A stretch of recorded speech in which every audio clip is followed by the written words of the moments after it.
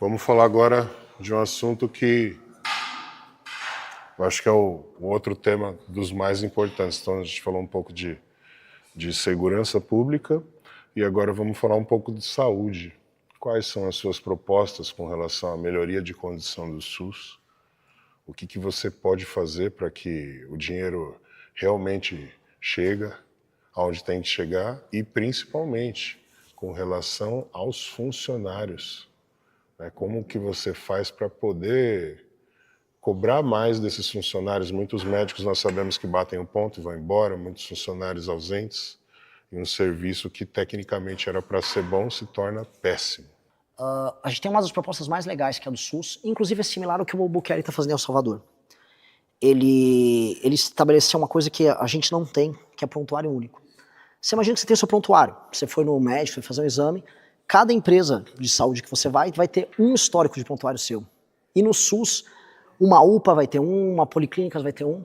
Você não tem o prontuário. Tipo assim, você tem um arquivo Júlio Balestrin com tudo, todas as suas passagens, todas as suas doenças, consultas, acidentes, tudo que você teve. Qual a ideia? Criar um prontuário único, que é uma demanda que o SUS todo reclama em todo o país, e você tem a inteligência artificial, hoje, colocada, e o tal do machine learning, que vai poder antecipar, por exemplo, ó, esse cara tá hipertenso, ele tem histórico de diabetes na família, ele tá obeso, come mal, cara, esse cara vai ter diabetes nos próximos anos. Então vamos mandar um agente de saúde de maneira preventiva na casa dele, para ir conversar, para estabelecer uma dieta, para colocar exercícios físicos, para fazer um acompanhamento, e fazer isso através de um aplicativo, que é um aplicativo geral. El Salvador trouxe esse aplicativo, fez em parceria com o Google, tá tipo, revolucionando. Você consegue, por exemplo, você citou o negócio dos médicos. O médico, às vezes, ele dá um migué, todo mundo sabe. Tem médico que ele trabalha num convênio, tem um consultório e cumpre um horário dentro do Bate SUS. o ponto ali no SUS e vai trabalhar no consultório dele. O horário dele, que pertence ao SUS, vai ficar permanentemente disponível para o SUS. Então, se você é uma pessoa que mora em Guarulhos e não tem um médico para te atender naquele instante, mas você vai no aplicativo, vai ter um médico eventualmente em Caxias do Sul ou em Cuiabá apto a te atender. Ele tem que te atender por teleatendimento na hora. Então você começa a tirar os atendimentos, depois os exames, as filas dos exames, tudo muito, muito mais rápido. E como ele está conectado no sistema, ele não consegue ficar offline. Ele recebe o chamado na hora e ele é obrigado a cumprir. Porque a maior parte das doenças que acabam se tornando doenças crônicas ou que geram gasto ao longo da vida são doenças baseadas em comportamentos ruins. Ou obesidade, ou falta de exercício físico, alimentação como um todo ruim, hábitos ruins. Então, se você tem uma política preventiva para uma pessoa que vai criar ou um tipo de doença no coração, ou diabetes, hipertensão e doenças correlatas, imagina você fazer com uma pessoa com 30, 40 anos o trabalho preventivo já, para não desenvolver isso, para o governo não precisar ficar gastando com remédio para diabetes ou de uma cirurgia que é cara que vai fazer. E aí você vai fazer um trabalho sério para alimentação, e você poder medir isso através do aplicativo, alimentação e exercícios físicos, e aí fazer essa política de retirar impostos em toda a cadeia de academias e também em lugares de treinamento de luta, etc., para que a pessoa que estiver fazendo exercício físico recorrente não pague nenhum imposto nisso aí. E aí, isso mais, também tirar impostos de alimentos saudáveis e ter o acompanhamento, com o agente de saúde acompanhando a pessoa vai economizar, vai melhorar o estilo de vida dela, o SUS vai gastar menos, você vai evitar gastos absurdos com acompanhamento médico ou tratamento médico, que às vezes é caro, para essa pessoa ao longo da vida. Você melhora a qualidade de vida da pessoa no longo prazo, torna ela mais produtiva no longo prazo, e o governo ainda gasta menos. Se eu pudesse contribuir com alguma coisa, entrar com uma política de não incentivo a produtos que são muito industrializados, com muito açúcar, com muito gordura. Uma legislação, claro que não como a do cigarro, por exemplo, mas que mostre ali, deixe muito claro o que aquele alimento é capaz de fazer em demérito da sua saúde e também, se possível, um imposto maior em cima desse tipo de alimento. Eu tô nessa. Minha única dúvida é quais seriam os produtos que a gente conseguiria aumentar a oferta que fariam a substituição disso. E por quê? O brasileiro, por exemplo, os americanos que chegaram naquele pico de ficar gordo, eles agora estão cuidando mais da saúde e está aumentando, vamos dizer, os gastos pessoais das pessoas com alimentos mais saudáveis. O americano, ele saiu dessa curva. Sim. Agora é a nossa vez de ficar gordo. Então a gente está comendo alimento vagabundo, industrializado, como se não houvesse E amanhã. hoje salsicha. É. É o maior E exemplo pra disso. tudo. E assim, os doces brasileiros que antigamente... Eles eram doces e tal, mas eles usavam ingredientes normais. Hoje é tudo umas misturebas de coisa industrializada.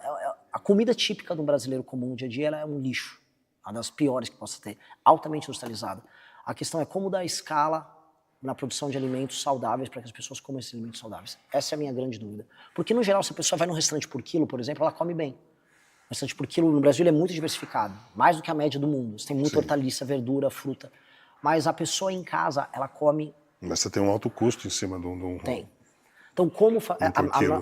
a dúvida nossa é só como você permite que a pessoa tenha acesso a proteína boa, a alimentos que sejam fáceis de produzir e que estejam baratos para que a pessoa não incorra nesse industrializado. Porque taxar o industrializado, taxar a comida lixo, eu acho que é obrigatório. Porque existe uma correlação direta entre a comida lixo e essa pessoa tá gorda, e essa pessoa ir parar num SUS da vida. Por causa dessa gordura. Assim, esse é o grande problema de saúde do Brasil. Ainda falando de saúde, a gente ainda tem esse impasse muito grande com relação a aborto. Qual que é a sua opinião?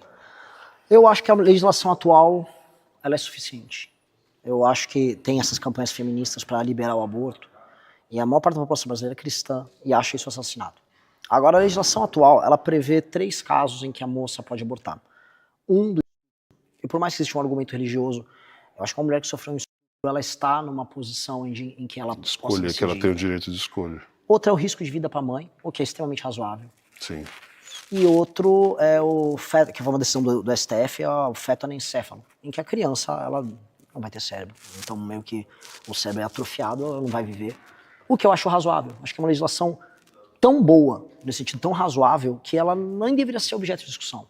Ela contempla o brasileiro conservador que acha que não quer o aborto, e os casos excepcionais que uma moça, foi estuprada, ficou grávida de estupro, tinha um trauma dela a vida inteira. Eu acho que não deveria ter uma discussão sobre isso, porque acho que a legislação brasileira já é muito boa. Então, quem fica discutindo a hiperlegalização do aborto, eu acho que está só...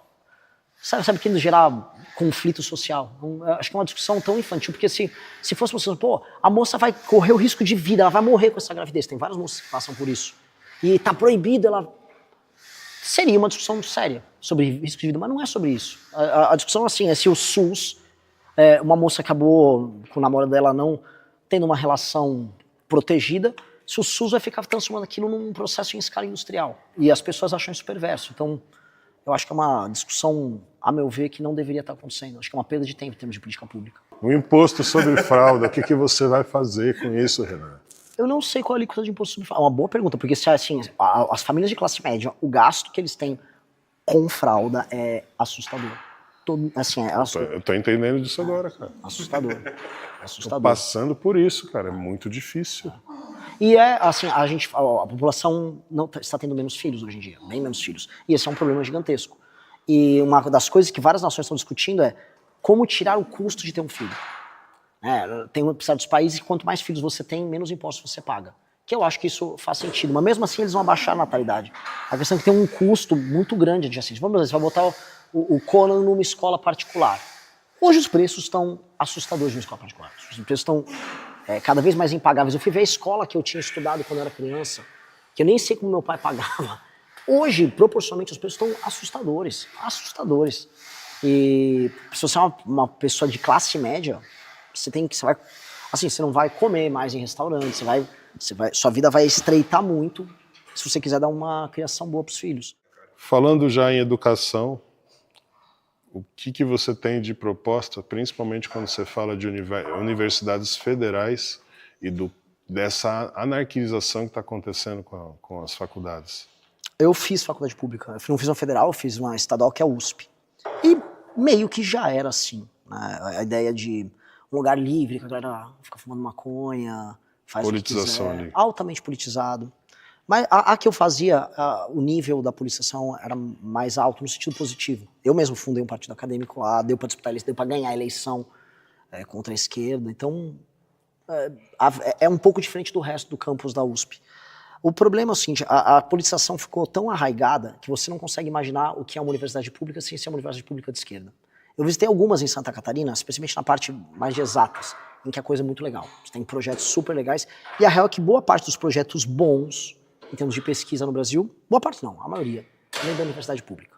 Então a gente não pode jogar o bebê com a água do banho fora, né? Então você tem boa parte das pesquisas em áreas matemática aplicadas saindo de lugares, Unicamp. Sim, se a gente pegar mesmo a ideia lá da pele de tilápia para Sim, queimadura. Muito bem lembrado. Isso vem da pesquisa pública. O que eu acho que tem que fazer?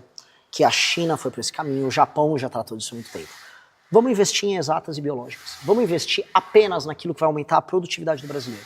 Então, eu preciso investir em programação, eu preciso linguagem, tudo que envolva a área de tecnologia, que nos Estados Unidos chamam de STEM, né? Toda a área de STEM, e isso envolve pesquisa em engenharia genética, na parte de agricultura nossa, de ter, por exemplo, criação de inteligência artificial voltada para o banco genético brasileiro, para a produção de mudas e espécies para a gente plantar e crescer. Tudo isso vira dinheiro no final.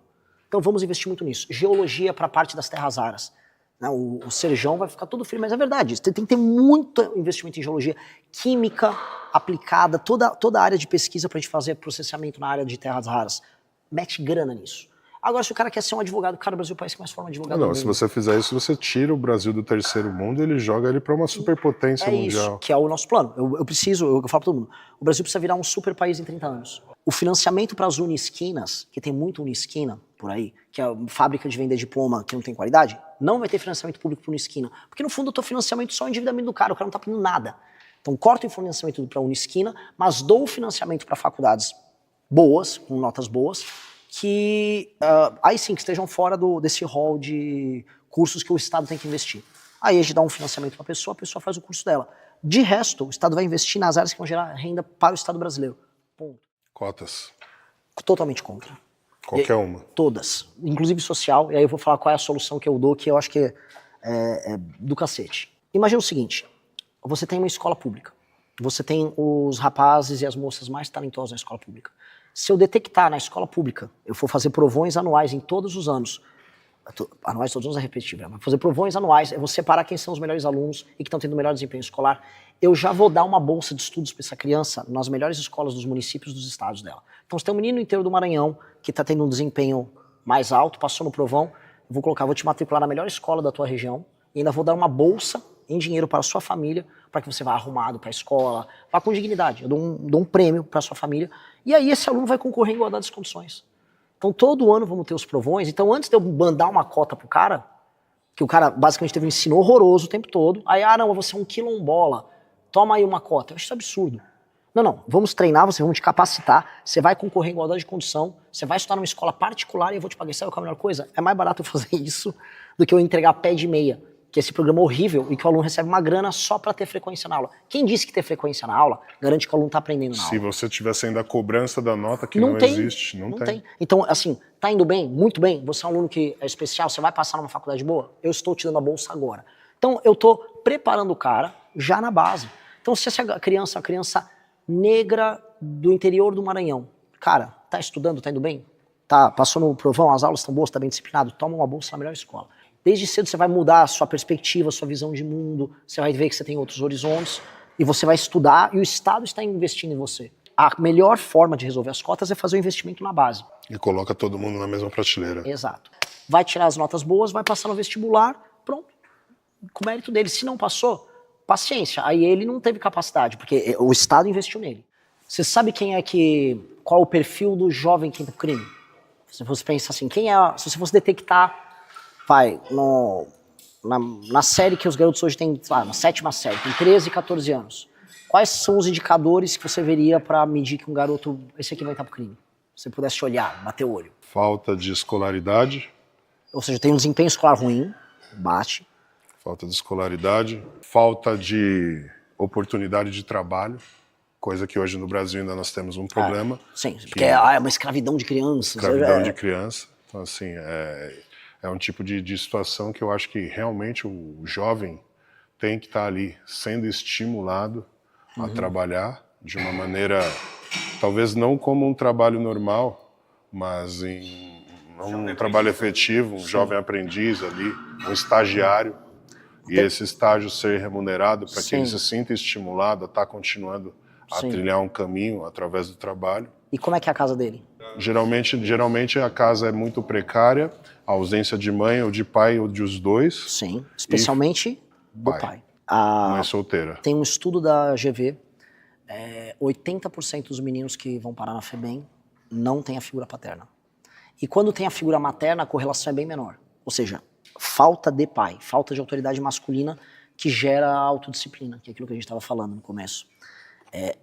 A falta de autoridade paterna faz com que a mãe tenha que trabalhar e que não tenha um acompanhamento real, esse garoto fica descontrolado. Ele vai ter um desempenho pior na escola e ele, como ele não tem referência masculina, ele é indisciplinado, ele briga com as pessoas e ele é facilmente cooptado por grupos de homens que vão oferecer para ele um pertencimento. É aí que esse cara é cooptado. Uma das coisas que a gente precisa fazer na escola, e aí entra coisas que vão desde atividade física a acompanhamento. Eles precisam de homens de referência. E este é o grande problema das escolas mais humildes. O ambiente escolar hoje é um ambiente em que não existem tantas referências masculinas para os rapazes. E a maior parte das famílias que não tem o pai estão nas periferias. E aí você vai entrando nesse ciclo. Então, esses meninos, eles ficam altamente indisciplinados, apresentam um desempenho muito inferior, e aí eles são a massa de manobra que é copiada pelo crime, porque o crime está na porta da escola cooptando eles. Vai vender uma droga, depois chama ele para vender para fora e tal. A gente tem que ter uma política, a gente vai desenhar, vai ser o nosso programa. Na escola ele tem que ter ídolos e referências, assim, o puta professor de educação física, que em geral costuma ser. Você já viu tem vários filmes americanos que o garoto tá na escola e tem aquele cara que tá, ou o professor de educação física ou o treinador de basquete, que vira o guru dele, ou até o cara da limpeza. Sim. Este cara precisa existir para esses meninos. Você tem que ter a referência do cara que vai pegar o garoto problema e, cara, vem aqui, vou te dar uma assistência, vamos fazer alguma coisa. Ele tem que dar o treinamento profissional e o treinamento esportivo. Quando você direciona essa energia desse cara para a atividade física, e a atividade física dá autodisciplina para ele, você revoluciona esse moleque.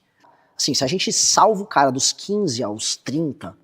Tá salvo de verdade. Tá salvo. O crime não vai ser cometido, porque é muito difícil você pegar um criminoso violento que vai ter aquele impulso com 45 anos. Aí é só aquele cara, sei lá, o cara é sniper do PCC, sabe? Mas esse cara aí a gente elimina ele, a gente mata ele. Depois um sniper melhor.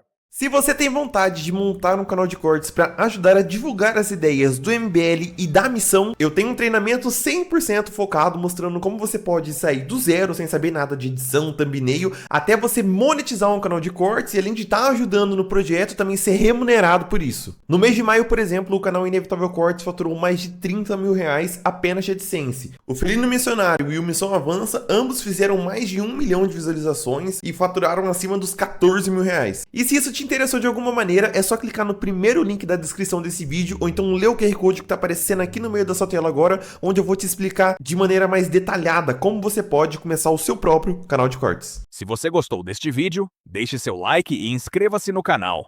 Ative as notificações para receber mais vídeos como este. Te vejo no próximo vídeo.